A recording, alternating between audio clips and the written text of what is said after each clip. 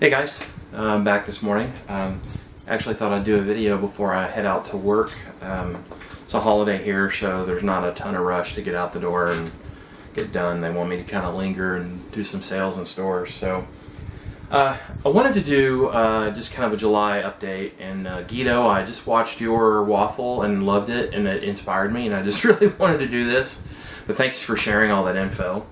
I also wanted to respond to Cohen's request about my channel name, and I'll discuss that briefly. Now, before I begin, I do want to say thank you very much to everyone so far that has donated to the fundraiser, so to speak, that I'm doing for Aaron and his school project in Canada. We're about halfway there, and I just wanted to reiterate, anyone, please, if you have the means or the ability to donate to that cause, it's a great cause, please do so. There's a PayPal donations button up here to the upper right hand corner, upper right hand corner of your screen. Even if it's $1 or $2, it means a lot, and we certainly appreciate what you can do. So, to get to Cohen's question, what in the world is with my channel name? First and foremost, a jackalope, I'm sure some of you guys may have Googled it. A jackalope is a mythical creature. It's a mix of a West Texas jackrabbit and a antelope. It doesn't exist. I mean, you see some Photoshop, pictures of this. In fact, I have a few on my computer, and I was going to throw them up as a logo, and I never did it. But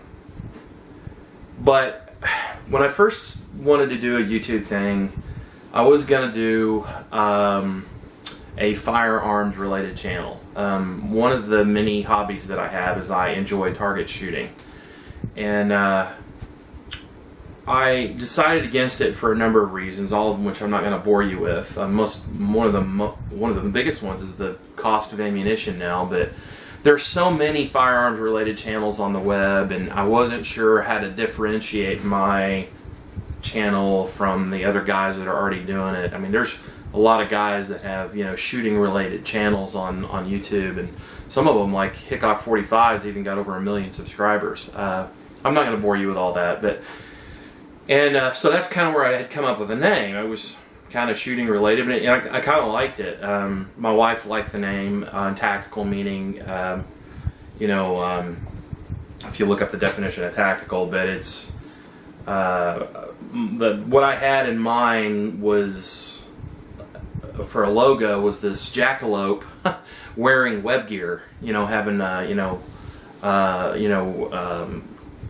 U.S. style military web gear, and I was gonna either get somebody to draw it up for me or do it. I may still do it. And I don't know, I kind of like the name, and so I thought, what the hell, I'll just keep it. And with a pain in the butt to change your YouTube account info with Google after the craziness last fall, and I just kept it. So I don't want to use my name. I mean, you guys know my name is Andy or Andrew. You can call me Andy. That's fine. You don't have to call me Tactical Jackalope. That's a mouthful. I have no problem with that. If you reference that in the comment section, or you through private message, or even if we communicate on Skype, please, you can call me Andy. That's not a problem.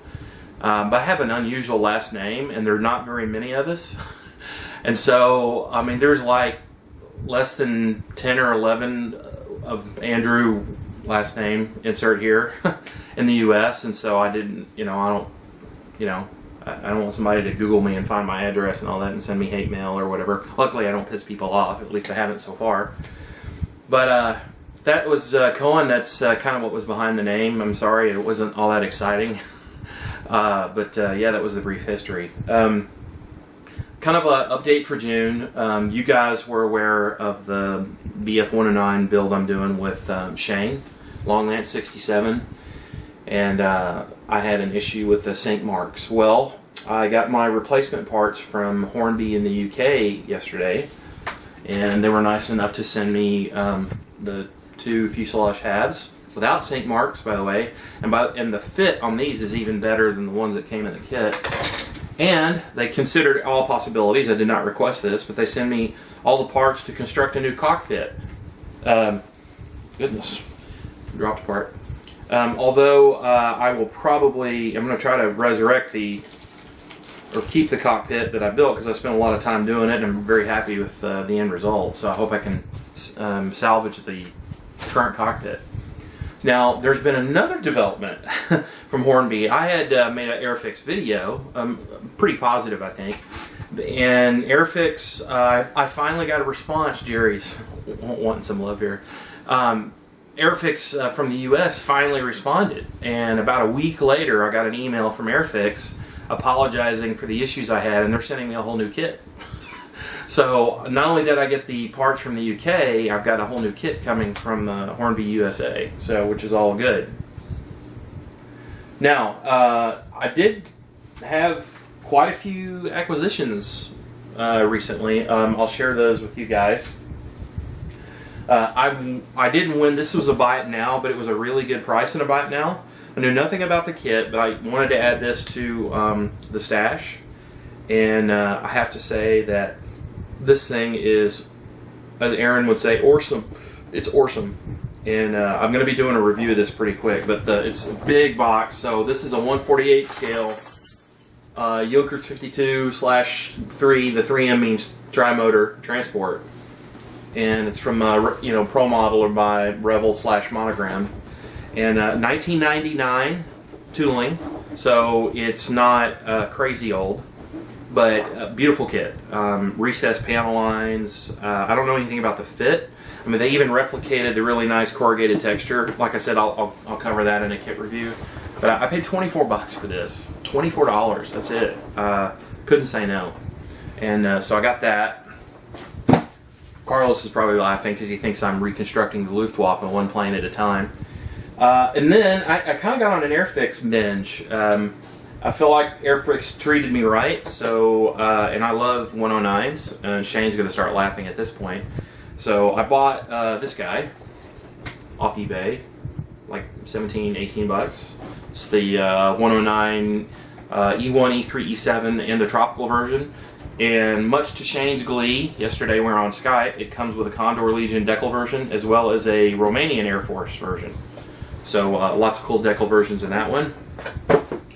And then, I bought another one of these. So I'm going to end up with 3 of these. And this is the one that Shane and I are doing now. And there's reasoning behind that. I'll cover that in just a second. So here's the 109. This is 1/48 scale, by the way. E1, E3, E4. So I got that one. And then I got this one. This is brand new. This is an E4 or E1, and a couple other decal versions offered in this. Basically, the only difference in these kits is essentially all the same sprues. It's just the decal versions. So yeah, I got this guy. So that's Airfix BF109 number 3. And it's not over. Ta-da! Yeah, BF109 from Airfix number 4. Also kind of a unique version with the solid green and the Hellblau light blue striping on the side, which is kind of unique. But this is a BF109 E4 and /N tropical version as well. So this is also, if you go to the Airfix site, this says new. It doesn't say new tooling, it just says new. It's just basically, like I said before, it's a new decal version. And then my first non-German aircraft. Yeah. Alex would be proud, I think, if he was watching. So I bought this actually because of Alex's review, Alex of Alex Modeling, of this kit. And it's a 1/48 scale Airfix Spitfire Mark 1, Mark 1A, Mark 2A. And I figured since I'm going to do all these Messerschmitts, I have to give them something to shoot at. Yeah, so and this is a really nice kit as well. And all of these kits can be had for $17 to $20 US. That's why they're such a great value. And I was very happy with what Airfix did to help me out. And so, I figured I'd reward them and buy some of their kits. Now this is quite possibly the model kit deal of the 21st century. Well, maybe not. So I bought this, which is not that assuming. It's a older but not real old Tamiya 135th scale Mobilwagen, which is funny because it's the crews nicknamed this vehicle. That means a delivery truck or furniture delivery truck is kind of the translation in English, and because it looked kind of like a square furniture delivery truck. But it's a Panzer IV chassis, Panzerkampfwagen 4 chassis, with a flak 43 3.7 centimeter anti-tank gun, and it's a 1999 kit, so it's old, but it's not crazy old. So I mean, it was designed using CAD processes, so the moldings and everything are really crisp and highly detailed. That being said, the deal with this kit, and by the way, I checked this morning, it's still available for this price.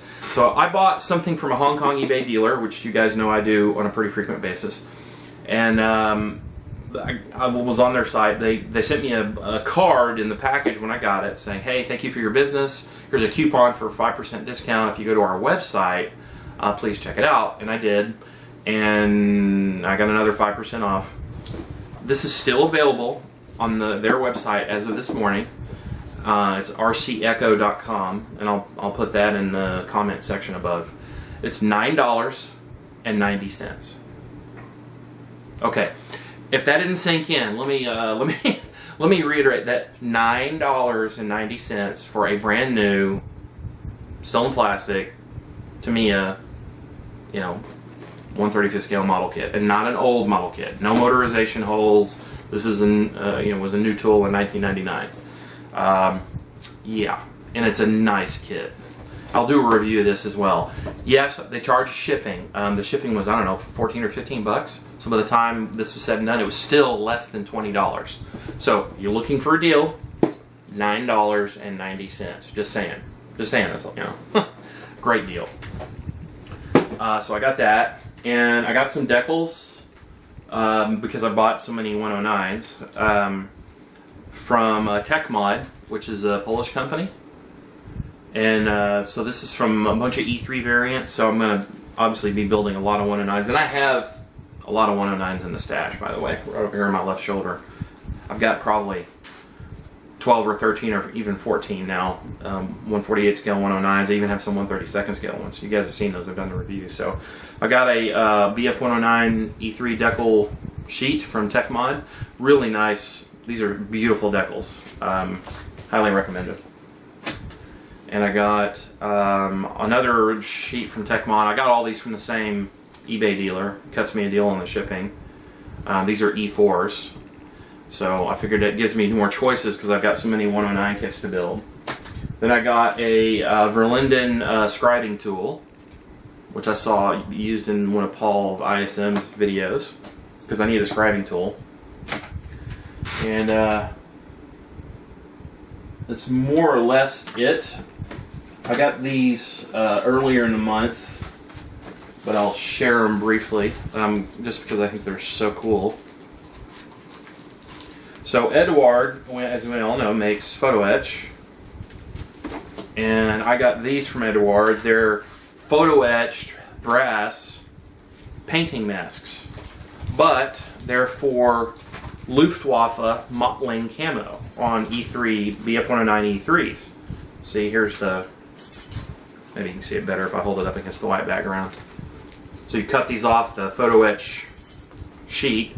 There's even a place to hold it. There's a place where it goes around the wing, and also there's one that goes around the vertical staves, and there's even a place for the supercharger. But they make a large blotch and a small blotch mask, and I bought both of these as well.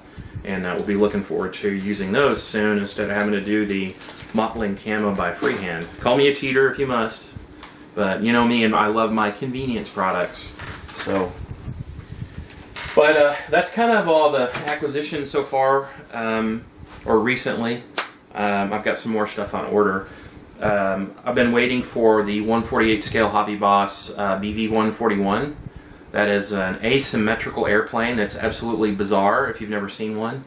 And I ordered one of those because I had an eBay Buck certificate that I got to use. I had about $21 credit on eBay. Jerry's being silly. Yeah, there, buddy. But I'm going to go back to work on this 109. I have a job interview next week for a potential promotion. Yay!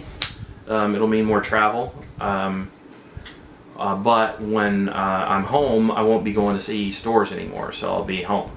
So I'll mostly work from home, and hopefully that will go well.